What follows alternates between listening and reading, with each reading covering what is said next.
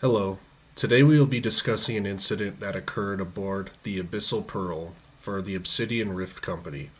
My name is Jason, along with Sai, who will also be presenting later in this briefing, who are also representing our security team that includes Laron, Jacob, Adrian, and Dominic.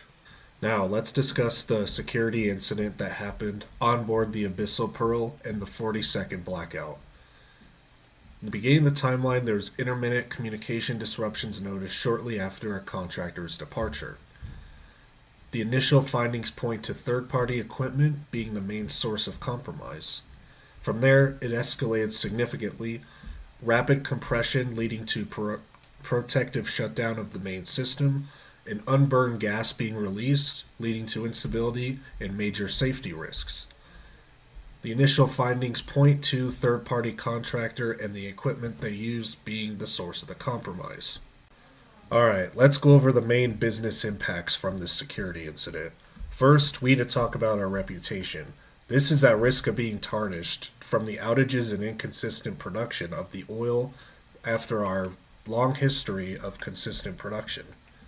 This could tarnish our reputation in the public and stakeholders' views. Now let's talk about safety.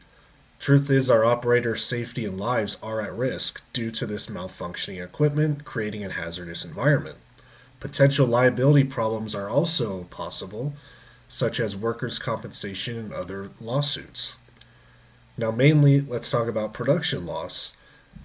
We have had consistent production of 2,000 barrels a day, and every minute of downtime could be a minute of lost revenue.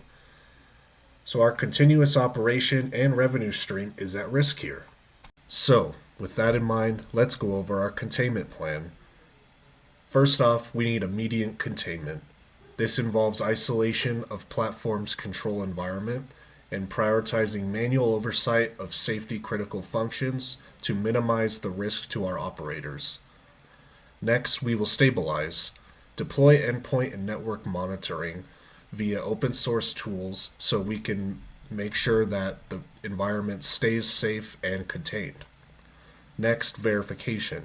We need current and future validation of vendor equipment integrity to make sure that we don't have a compromise via a third party vector. Finally, communication.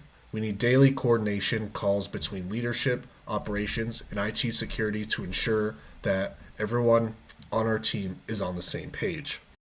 Now that we've covered how we can contain the immediate threat, I'll walk us through the 4 implementations that will take us from reaction to resilience.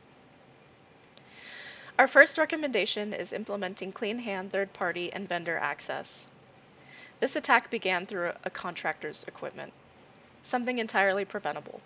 Going forward, we recommend all vendors accessing our systems will use company-issued or sanitized laptops and temporary isolated credentials. By doing this, we immediately close one of our largest attack vectors, preventing third-party devices from carrying malware into our environment and creating a secure, auditable trail for every external login. Our second recommendation focuses on physical access controls. While cybersecurity often starts on the network, true resilience extends to the physical environment. We're proposing RFID readers on all key industrial and control machines, along with man traps to prevent tailgating into restricted areas.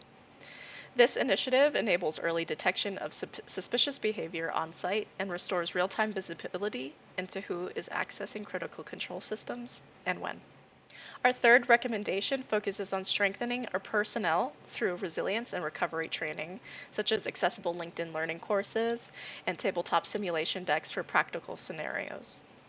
Through this, we will ensure that every individual has the tools and confidence to act quickly and effectively when the unexpected happens. Lastly, our final recommendation focuses on leadership. Cybersecurity must be tracked and measured the same way we monitor production, safety, and output. By integrating cyber KPIs such as uptime, safety metrics, and incident response time into our executive dashboards, we make cybersecurity a management priority, not just an IT function. This will reinforce our reputation by demonstrating to investors and regulators that security performance is reviewed at the highest level. Together, these 4 actions form an achievable, cost-effective defense strategy and is aligned with what matters most: operational continuity, crew safety, and public trust. The Abyssal Pearl taught us that cybersecurity isn't about avoiding failure, it's about preparing for it, learning from it, and leading through it. Thank you.